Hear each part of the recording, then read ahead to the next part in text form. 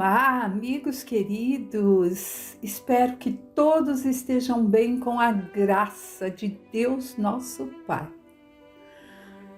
Vamos fazer a abertura deste estudo com aquela oração que aprendemos e que por vezes ainda não entendemos, né? E cada vez que a fazemos, vamos aprendendo um pouquinho mais. Pai nosso que estás no céu, santificado seja o vosso nome. Venha a nós o vosso reino, seja feita a vossa vontade, assim na terra como no céu. E o pão nosso de cada dia dai-nos, ó Pai, hoje e sempre. Perdoa as nossas dívidas, como devemos perdoar a quem nos deve. Não nos deixes cair em tentações e livrai-nos do mal. Que assim seja com a graça de Deus. Pois não é? Há tanto tempo a gente sabe. Mas, por vezes, quando é feita a vontade de Deus Pai, como dizemos, que seja feita a vossa vontade, nós nos revoltamos.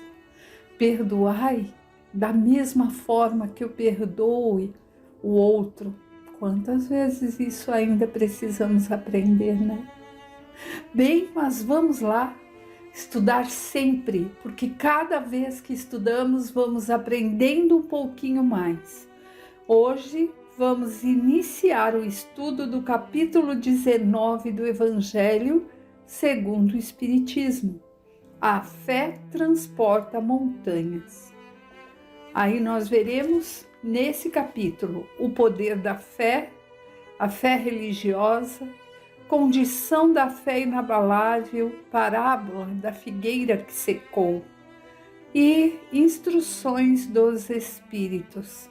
A fé, mãe da esperança e da caridade, a fé divina e a fé humana. Então vamos lá, a nossa leitura e vamos buscar entender que nesse momento Deus Pai consiga abrir nossos corações e nossa mente para o entendimento dos ensinamentos que Jesus veio nos transmitir. Quando Jesus se dirigia ao povo, um homem se aproximou dele, ajoelhou-se a seus pés e disse: Senhor, tende piedade de meu filho que está lunático. Sofre muito e frequentemente cai, ora no fogo, ora na água. Apresentei-o a vossos discípulos, mas não puderam curá-lo. E Jesus respondeu dizendo: Ó, raça incrédula e depravada, até quando vos sofrerei? Em alguns evangelhos está também suportarei, quer dizer, até quando hei de dar suporte, sustentação, para que aprendam, né? Até quando devei ficar convosco? Trazei-me até aqui essa criança. E Jesus, tendo ameaçado o demônio, fez com que ele saísse da criança, que foi curada no mesmo instante. Então, os discípulos vieram encontrar Jesus em particular e lhe disseram: Por que nós mesmos não pudemos tirar esse demônio? E Jesus respondeu: É por causa de vossa pouca fé. O que ele quer dizer com isso? É por causa de vossa incredulidade. Vocês não creem o suficiente, não confiam o suficiente. Pois eu vos digo em verdade que, se tivesseis fé como um grão de mostarda, diríeis a esta montanha: transporta-te daqui até lá, e ela se transportaria, e nada vos seria impossível. Mateus capítulo 17, versículo 14 a 19. Então vamos entender um pouquinho, né, do que acabamos de ler. Bem, meus amigos, aqui pela leitura nós vemos que há uma criança, ao nosso entender como espíritas que já somos, né, ali aprendizes pelo menos Somos espíritas, mas buscando aprender sempre. Que é uma criança obsediada, por isso o pai lhe diz: este é meu filho que é lunático. Então a criança está obsediada e os discípulos que estavam ali, o pai pediu aos discípulos: ajude-a. Mas eles não conseguiram fazer nada para auxiliá-la. Aí aparece Jesus e o pai da criança pede a Jesus: por favor, liberte-a, né? E Jesus a liberta. Os discípulos questionam: por que nós outros aqui não conseguimos? Por que não fizemos isso? Por que não aconteceu isso conosco quando pedimos para que ele ficasse bom? E Jesus respondeu: por causa da das vossas incredulidade, pouca fé, essa incredulidade que habita em vós. E ainda disse: até quando vos suportarei? Até quando tenho que dar o suporte? O suportarei, muitas vezes, quando eu lia no Evangelho, eu pensava: nossa, até Jesus suportava, né? Assim, aquela coisa que a gente não quer, mas tem que suportar. E aí eu aprendi o real sentido da palavra suportar. É dar suporte, dar sustentação. Então Jesus diz aos discípulos: até quando eu hei de dar sustentação a vocês? Porque têm pouca fé. Acho que até hoje, né? Porque não só os discípulos, mas nós, até quando? Jesus vai estar ali, sempre ao nosso lado, nos trazendo os ensinamentos que são tão antigos, mas que ainda faltam serem apreendidos, né? É isso. E Jesus tem essa paciência conosco, ele espera que aprendamos e que aprendamos a ter paciência, tolerância, empatia. E aí a gente pergunta: mas o que faltava aos discípulos? E Jesus responde: a fé. E fé, gente, é algo tão grandioso e que por mais que eu ame as pessoas, a gente ama muito a família, os filhos, aqueles que convivem conosco, a fé é algo intransferível. Nós não podemos dar ao outro. Eu não posso pegar a fé que eu tenho em Deus, na espiritualidade superior que nos auxilia, em Jesus, nosso irmão, e dar um pouquinho ali para o Toninho, que por vezes vai à nossa casa e fica ali, come um lanchinho com a Marilda, depois fica sentadinho ali do outro lado. Ele está ainda em construção. Por quê? Porque a fé é construída. Bem que eu queria poder dar a todos os meus, mas não é assim, né? E há em cada um de nós um grãozinho, sabe? Aquela sementinha que Jesus cita aí no texto, do tamanho de mostarda. Há esse grãozinho, essa sementinha de fé. Por quê? Porque nós já trazemos essa semente de quando fomos criados. A centelha divina, lembram? Quem está vendo aí, Evolução em Dois Mundos, né? No estudo de segunda, fala da mônada, que já vem ali com essa centelha. Mas, como toda semente, o que precisamos fazer?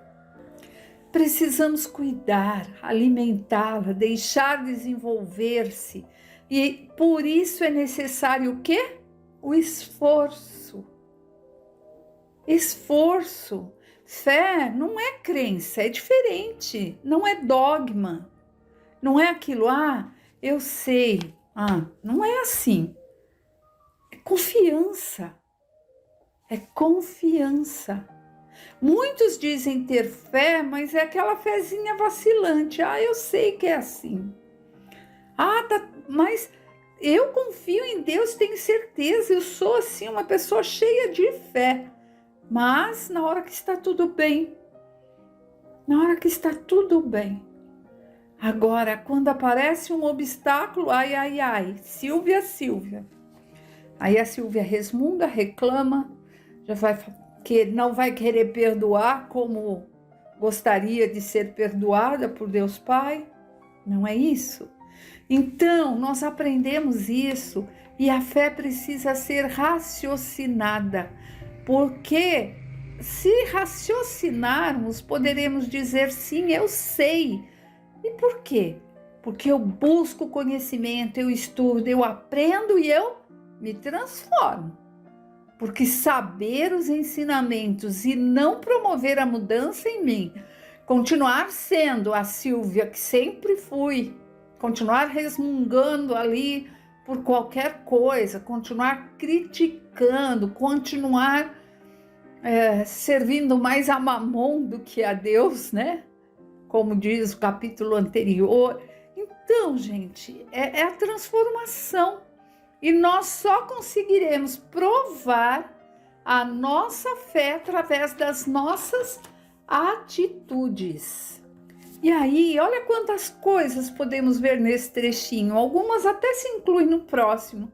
Por quê? Porque se os discípulos que ali estavam tivessem desenvolvido neles um magnetismo espiritual ali, daquilo que aprenderam com Jesus. Sim, eles estavam ali junto de Jesus.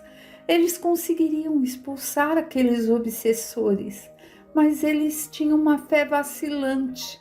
Por isso não conseguiram dar o suporte necessário para aquela situação. Então, nós temos que buscar a verdade, para aí então nos libertarmos de nós mesmos, do que nos prende ainda, de conseguirmos nos melhorar. E por que isso? Porque sempre esperamos que, aquela religião lá, eu vou lá, vou fazer tal reza, tal oração, mesmo que decorada, que aquilo vai me abastecer o suficiente, eu vou estar super bem. Não. Eu não vou fazer nada, eu não vou me modificar, não vou me esforçar, sem fazer nada, sem buscar a minha reforma, não tem como eu conseguir melhorar. Que fé é essa, né? Geralmente, muitos esperam que façam por eles, ou nós esperamos que façam por nós, porque é mais fácil. Mas não existe isso. Alguns vão lá na casa espírita e falam assim, nossa, eu estou com esse problema, tem como o senhor desmanchar o trabalho que foi feito? Como assim? Se está assim é porque se sintonizou com a situação. E não é ninguém que vai desmanchar, é a pessoa que tem que buscar outra sintonia, não é?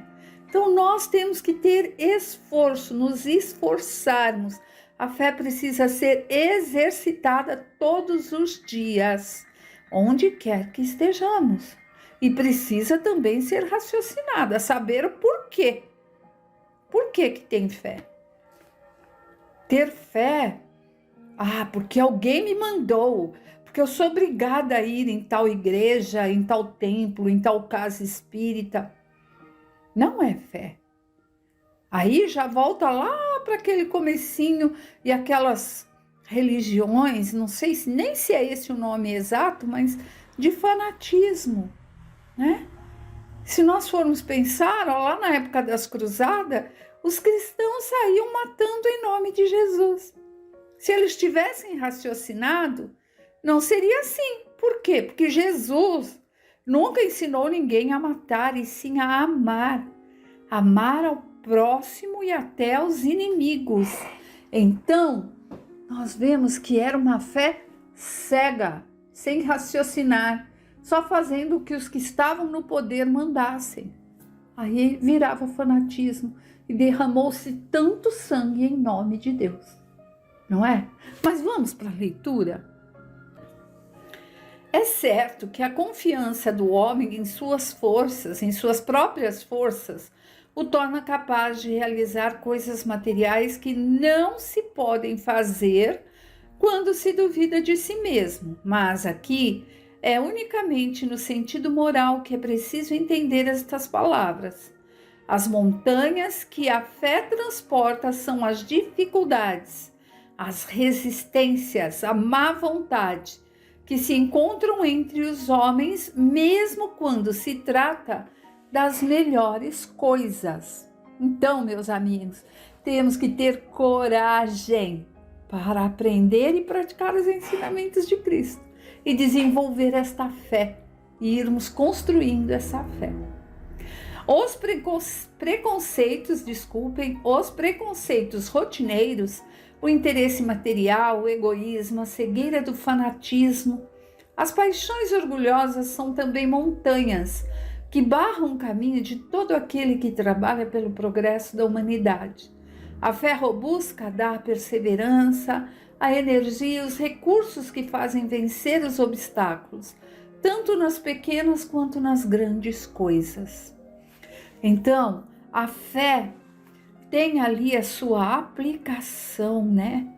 A sua ação, na sua ação magnética. Se nós formos pensar, ainda vendo ali o início do Evolução em Dois Mundos, de André Luiz, nós estamos mergulhados no fluido cósmico universal. E o que é isso? É a energia de Deus. E conforme formos agindo no bem, buscando nos melhorar, tendo fé, magneticamente vamos nos misturando, nos interagindo com este fluido cósmico. E é por isso que nós já ouvimos, né? Quantas vezes? Vós sois deuses. Jesus disse isso. Diz que podemos fazer o que ele faz, já que estamos envoltos nesse fluido. Jesus sabia manejar esse fluido, porque ele tem o conhecimento, a luz, a verdade. Nós estamos caminhando para isso. Nós estamos caminhando. Nós temos a centelha divina dentro de nós. Basta continuarmos. A fé que é vacilante provoca incerteza, hesitação de que se aproveitam os adversários que devemos combater. Ela não procura os meios de vencer porque não crê na possibilidade da vitória. Noutro sentido, entende-se como fé a confiança que se tem no cumprimento de uma coisa, na certeza de atingir um objetivo. Ela dá uma espécie de lucidez que faz ver pelo pensamento os fins que se tem em vista e os meios para atingi-los, de modo que quem a possui caminha, por assim dizer, com total segurança. Num como no outro caso, ela leva a realizar grandes coisas. A fé sincera e verdadeira é sempre calma, dá a paciência que sabe esperar, porque apoiando-se na inteligência e na compreensão das coisas tem a certeza de atingir o objetivo.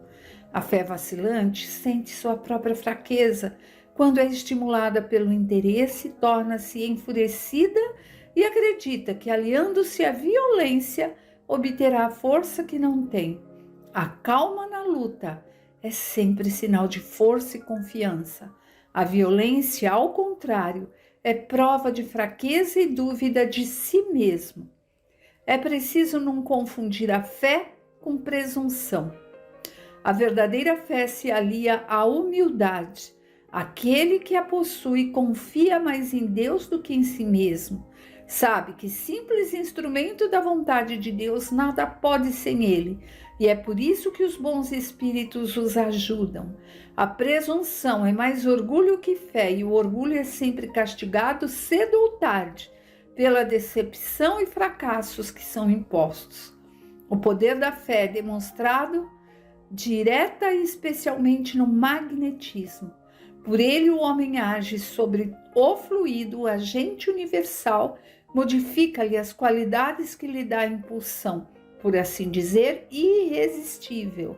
Aquele que, a um grande poder fluídico normal, juntar uma fé ardente, pode unicamente pela vontade dirigida para o bem operar esses fenômenos especiais de cura e outros mais que antigamente eram tidos como prodígios e, no entanto, são apenas o efeito de uma lei natural.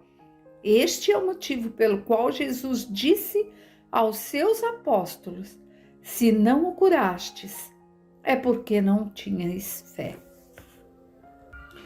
Bem, amigos, aqui nós vimos nesse trecho, né, que foi lido, que há que se ter coragem para aprender e praticar os ensinamentos de Cristo. Nós precisamos ter coragem, pois é assim que nós vamos conseguir aprender e colocar aquilo que aprendemos. Temos que buscar com sinceridade o conhecimento e a mudança individual, porque se buscarmos, iremos encontrar, não é? Sempre sabemos disso. E nós precisamos entender que tudo isso exige conhecimento, esforço, dedicação, acreditar em algo maior do que aquilo que vemos aqui, em Deus Pai, nessa espiritualidade amiga, trabalhar, e exige esforço, buscar mudança. É isso que nós precisamos fazer para que possamos sim desenvolver essa fé de que Jesus diz. Então, meus amigos, vamos aproveitar um pouquinho do que relembramos, né? Do Evangelho de Cristo, para tentarmos buscarmos e nos colocarmos verdadeiramente à disposição de desenvolvermos essa fé em nós. Fique em paz e que Deus esteja com todos, e até breve, se assim Deus nos permitir.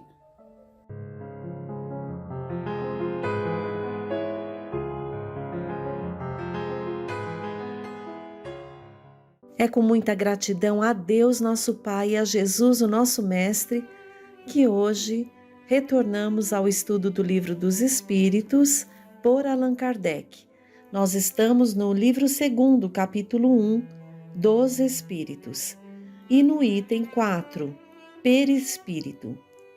Pergunta 93, feita por Allan Kardec. O espírito propriamente dito vive a descoberto ou, como pretendem alguns, envolvidos por alguma substância? O espírito é envolvido por uma substância que é vaporosa para ti, mas ainda bastante grosseira para nós, suficientemente vaporosa, entretanto, para que ele possa elevar-se na atmosfera e transportar-se para onde quiser. Nota de Allan Kardec.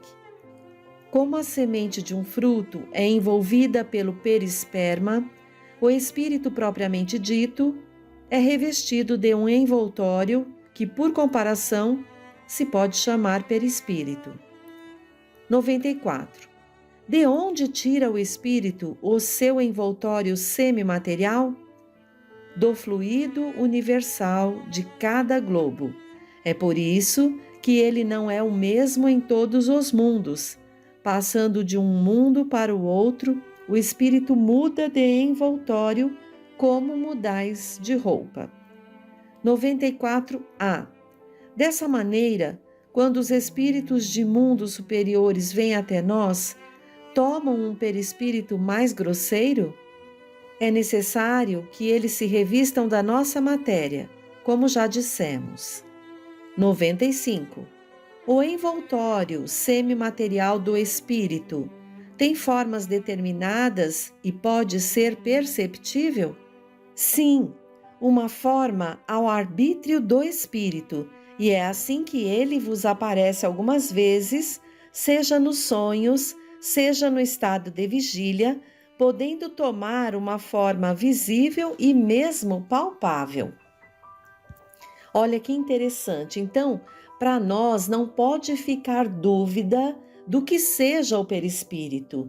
Então, é a condensação do fluido cósmico em redor de um foco inteligente ou de uma alma, como a própria Gênese nos diz, tornando-se o elo de união entre esta, que é a alma, e o corpo físico.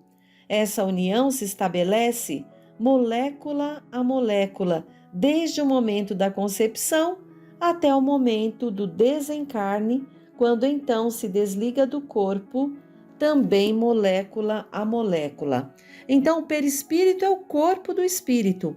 Todas as vezes que nós encarnados desencarnamos, esse perispírito, que é o corpo do espírito, nos acompanha, via de regra, com a aparência da última encarnação.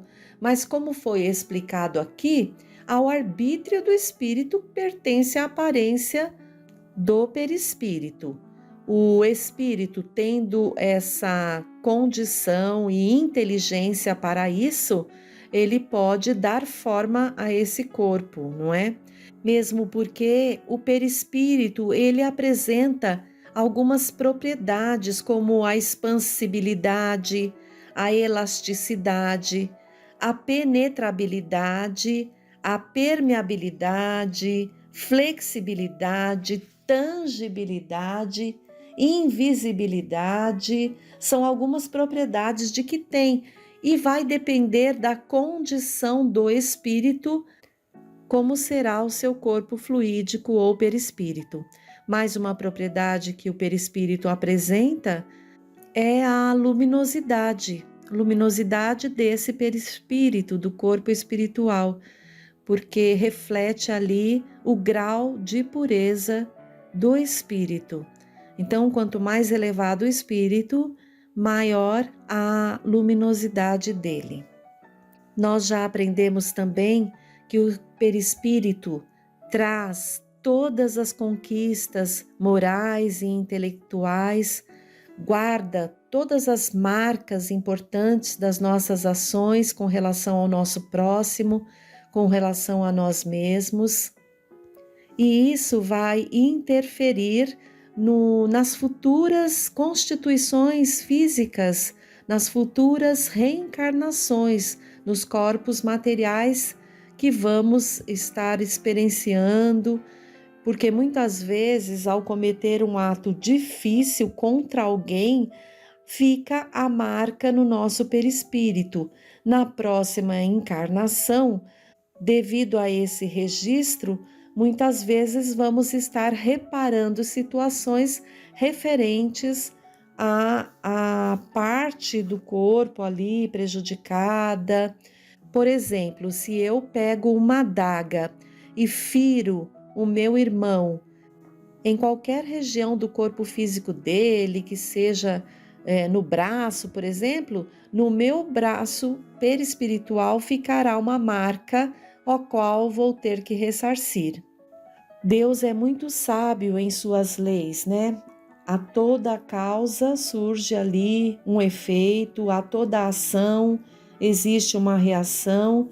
Então, naturalmente, na nossa constituição espiritual, até na nossa psique, fica guardado ali, registrado o meu compromisso, o meu comprometimento em alguma ação que não esteja de acordo com as leis divinas, pois eu sou filha de Deus, todos nós o somos. Então, quando vamos contra a nossa própria natureza, esse corpo perispiritual que reveste ali o nosso espírito, nos auxilia a registrar tudo isso para que aos poucos possamos ir reparando as situações difíceis, os erros, os equívocos, para que nesse aprendizado possamos ir progredindo. Então, o perispírito representa um importante papel nas nossas experiências como filhos de Deus, e é através do estudo que vai possibilitando para que a gente fique atento, orar e vigiar, e para que a gente não se comprometa ainda mais, para que a gente evolua através das provas, melhore a nossa condição e repare as faltas cometidas.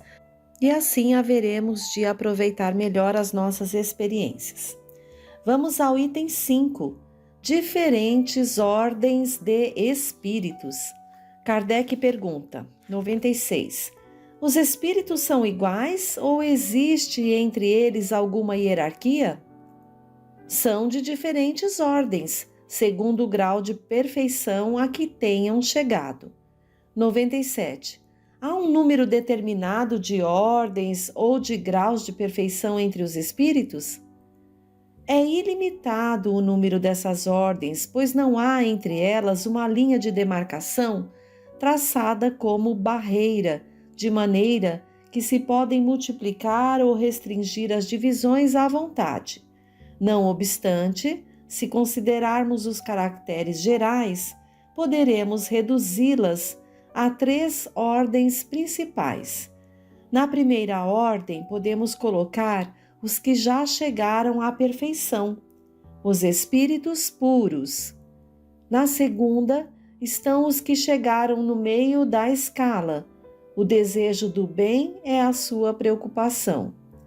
Na terceira, os que estão ainda na base da escala, os espíritos imperfeitos, que se caracterizam pela ignorância, o desejo do mal e todas as más paixões que lhes retardam o desenvolvimento. 98. Os espíritos da segunda ordem só têm o desejo do bem. Terão também o poder de o fazer? Eles têm esse poder de acordo com o grau de sua perfeição. Uns possuem a ciência, outros a sabedoria e a bondade. Todos, entretanto, ainda têm provas a sofrer. 99. Os espíritos da terceira ordem são todos essencialmente maus? Não. Uns não fazem bem nem mal, outros, ao contrário, se comprazem no mal e ficam satisfeitos quando encontram ocasião de praticá-los. Há ainda espíritos levianos ou estouvados, mais travessos do que malignos, que se comprazem mais na malícia do que na maldade, encontrando prazer em mistificar e causar pequenas contrariedades das quais se riem. Então aqui, através dos estudos de Kardec, a espiritualidade já explica que existem diferentes ordens de espíritos. Vamos ao item 6, escala espírita. 100. É uma nota de Allan Kardec. Observações preliminares. A classificação dos espíritos funda-se no seu grau de desenvolvimento, nas qualidades por eles adquiridas e nas imperfeições de que ainda não se livraram. Essa classificação nada tem de absoluta. Nenhuma categoria apresenta caráter bem definido, a não ser no conjunto. De um grau a outro, a transição é insensível, pois, nos limites, as diferenças se apagam, como nos reinos da natureza, nas cores do arco-íris ou ainda nos diferentes períodos da vida humana. Pode-se, portanto, formar um número maior ou menor de classes de acordo com a maneira por que se considerar o assunto. Acontece nisto como em todos os outros sistemas de classificação científica. Os sistemas podem ser mais ou menos completos, mais ou menos racionais, mais ou menos cômodos para a inteligência, mas seja como for, nada alteram quanto à substância da ciência. Os espíritos interpelados sobre isso puderam, pois, variar quanto ao número das categorias sem maiores consequências. Houve quem se apegasse a essa contradição aparente sem refletir que eles não dão nenhuma importância ao que é puramente convencional. Para eles, o pensamento é tudo. Deixam-nos os problemas da forma, da escolha dos termos, das classificações, em uma palavra, dos sistemas.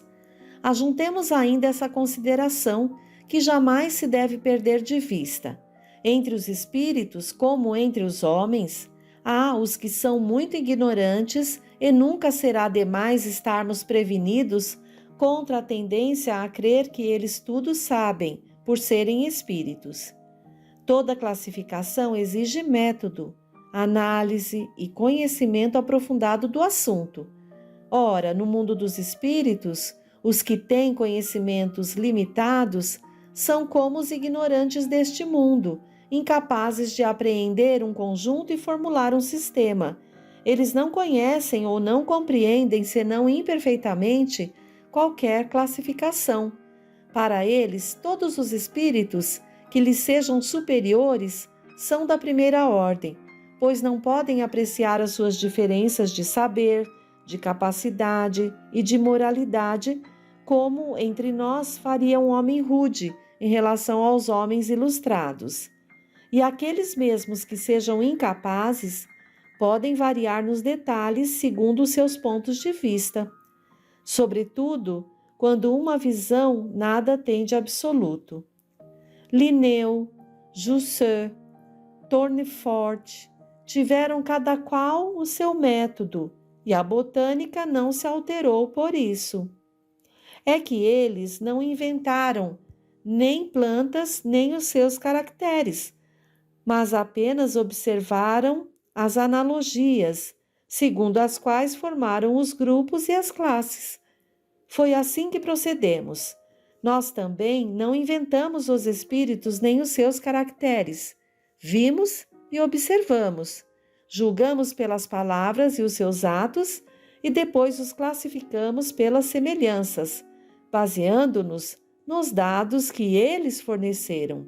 Os espíritos admitem geralmente 3 categorias principais ou 3 grandes divisões. Na última, aquela que se encontra na base da escala, estão os espíritos imperfeitos, caracterizados pela predominância da matéria sobre o espírito e pela propensão ao mal. Os da segunda se caracterizam pela predominância do espírito sobre a matéria e pelo desejo de praticar o bem. São os espíritos bons. A primeira, enfim, compreende os espíritos puros, que atingiram o supremo grau de perfeição. Esta divisão nos parece perfeitamente racional e apresenta caracteres bem definidos. Não nos resta senão destacar por um número suficiente de subdivisões as nuances principais do conjunto. Foi o que fizemos com o concurso dos espíritos, cuja benevolentes instruções jamais nos faltaram. Com a ajuda deste quadro, será fácil determinar a ordem e o grau de superioridade ou de inferioridade dos espíritos com os quais podemos entrar em relação e, por conseguinte, o grau de confiança e de estima que eles merecem. Esta é, de alguma maneira, a chave da ciência espírita, pois só ela pode explicar-nos as anomalias que as comunicações apresentam, esclarecendo-nos sobre as irregularidades intelectuais e morais dos espíritos. Observaremos, entretanto, que os espíritos não pertencem para sempre e exclusivamente a esta ou aquela classe. O seu progresso se realiza gradualmente e, como muitas vezes se efetua, mais num sentido que no outro. Eles podem reunir as características de várias categorias, o que é fácil apreciar por sua linguagem e seus atos. Então, vejam que interessante, esse item 6, Kardec discorre um pouco na explicação dessa escala espírita. Nos explica que os espíritos admitem geralmente 3 categorias principais, ou 3 grandes divisões, e depois, entre essas categorias, as subdivisões, né? Então, há os espíritos imperfeitos, caracterizados pela predominância da matéria sobre o espírito e propensão ao mal. Depois, dos da segunda classe, que seriam o da predominância do espírito sobre a matéria, pelo desejo de praticar o bem, que são os espíritos bons, e a primeira classe, que compreende os espíritos puros, que já atingiram o supremo grau de elevação. Essas classificações partiram da observação atenciosa dos espíritos, né? E o julgamento pelas palavras e atos. E aí a classificação pelas semelhanças, baseando-se ali nos dados que foram observados. E aí no nosso próximo encontro, Kardec começa pela terceira ordem, descrevendo os espíritos da terceira ordem, que são esses imperfeitos, Depois os da segunda ordem, os bons espíritos, e o da primeira ordem, que são os espíritos puros. Nós podemos, através do estudo do próximo encontro, identificar em que ordem nós estaremos. E aí cabe a cada um de nós trabalhar, batalhar, para observar em si onde estão ainda aqueles ranços morais, aquelas dificuldades, e seguindo os exemplos do Cristo, nos afinando cada vez mais com o Evangelho de Jesus e praticando, vamos buscar nos elevar ali para a segunda categoria, que são os espíritos bons, com a ajuda de Deus, a ajuda de Jesus, dessa doutrina maravilhosa que nos impulsiona a isso, onde só há espíritos que desejam o bem pleno, sem pensar em mal de ninguém, né, sem desejar o mal de um, de outro. Então, que possamos fazer essa nossa avaliação para que a gente possa seguir firmes nessa nossa escala evolutiva também. Já estivemos em condições muito piores, nem parávamos para pensar, para parar um pouquinho, para estudar, para nos ligar a Deus, para procurar nos melhorar. E hoje, graças ao bom Deus, estamos buscando essa melhora, e isso é muito bom. Queridos companheiros, ombro a ombro, com a permissão de Deus, chegaremos juntos às escalas superiores, né? Não percamos a esperança. Até o próximo encontro, fiquem todos no amor de Deus, na paz de Jesus.